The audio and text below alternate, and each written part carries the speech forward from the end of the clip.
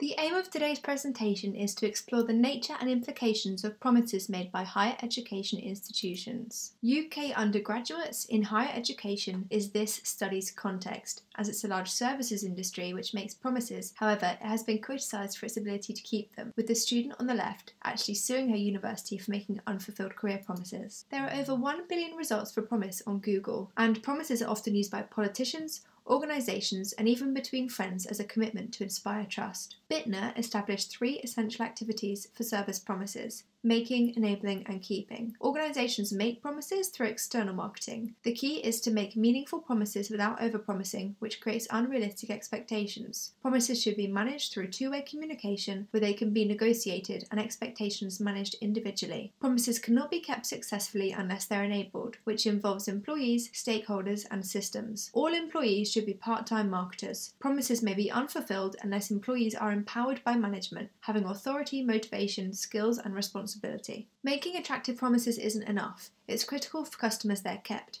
Customers must be at the heart of consideration. Service recovery systems should be in place to compensate customers. Promises make expectations, and expectations vary for each individual. They're dependent on 4 antecedents: explicit and implicit promises, word of mouth, and past experience. When student expectations are met, they're likely to be satisfied and stay committed, but when they're not, can decrease commitment, engagement, and they may choose to drop out or spread negative word of mouth. I'm going to give you a brief overview of my methodology. Here are my research objectives, and I took an interpretivist, abductive, qualitative approach to gain a rich conceptual understanding with 15 semi-structured interviews of students and marketing or engagement professionals from 3 institutions. Now I will present my findings. Firstly, to understand what a promise is in a higher education context, this analysis explored the components of a promise. Key themes emerged, including promises involving trust and commitment, which are the 2 central constructs of relationship marketing identified by Morgan and Hunt. Most participants believe successful promises should be realistic and transparent, which reinforces the literature that realistic, meaningful promises are the key to success.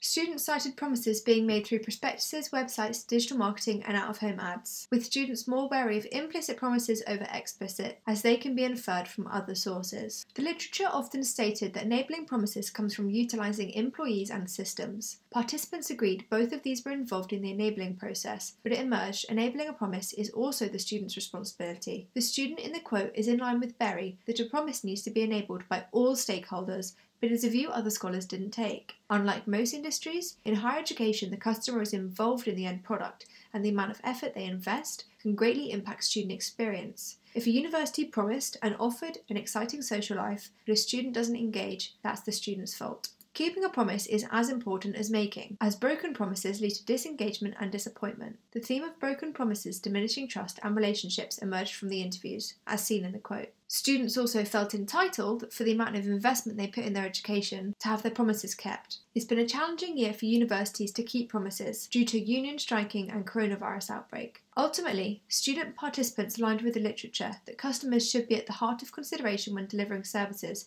but when speaking to professionals, it was evident there's no uniform ethical standard to which universities are held. Each university has different resources and circumstances, meaning when one can offer a no detriment policy or an accommodation refund, another might not be able to.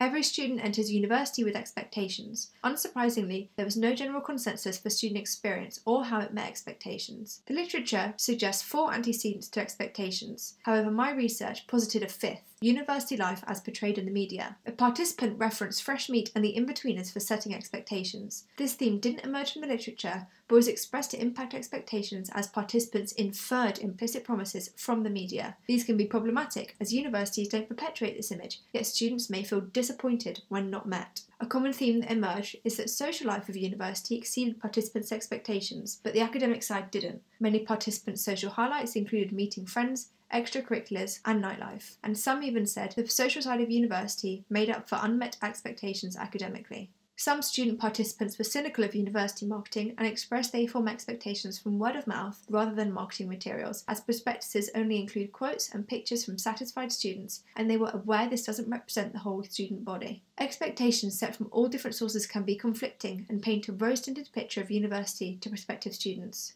Promises were summarised as a potent form of marketing and weren't criticised for their use by all participants. However, several did posit promises as dangerous for raising expectations. An ethical concern is promises' role in producing trust, which can be reflected upon when Molly discussed a naive 17-year-old making life-changing decisions based on university promises which induce trust.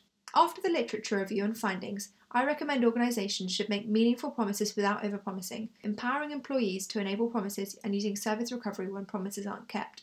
The findings of this study suggest universities should be wary of using promises as they are a moral grey area. Participants judged universities on their service recovery techniques when promises were broken, assessing if they acted in a strong, ethical nature. Conducting this study during coronavirus showed students can be critical of their institution and how each university handles failures differently. Undoubtedly, there are limitations to this study. Firstly, me, an undergraduate, conducted this research, therefore time, resource and expertise are limited. This is one of the first studies linking promises to student experience, and therefore much more research is required in the area. The study was conducted around UK undergraduates, so more research is suggested to look at international applicants, domestic applicants in other countries, and postgraduates. Thanks so much for your time!